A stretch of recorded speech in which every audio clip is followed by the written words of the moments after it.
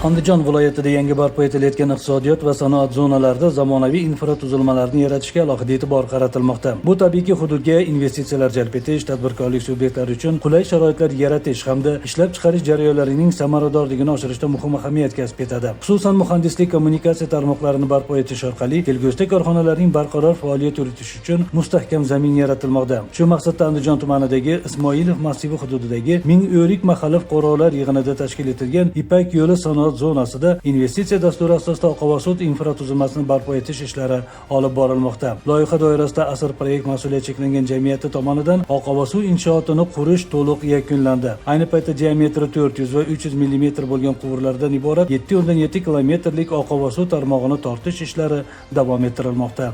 Mana shu sanoat zonasidagi hamda bu yerda kelgusida quriladigan barcha inshootlardan chiqib ketishi kerak bo'lgan ichki suvlarni shu olib borib o'sha bizni tozalov punktimizga, ya'ni o'sha nasosniy очистной stansiyamizga yetkazib olib borish uchun biz trassa qazib, mana shu yerdan o'sha kanalizatsiya quvurlarini yotkazib olib o'tib ketish bizga topshirilgan. 90 kun muddat belgilangan. Imkon qadar harakat qilamiz. Shu 90 kun muddatda shu inshootda qurilib, yorug' yuz bilan topshirib chiqib ketishdi. Zimmamizga olganmiz. Bu mazkur iqtisodiy zonada faoliyat yuritadigan korxonalarni zarur muhandislik kommunikatsiyalar bilan ta'minlashga xizmat qiladi.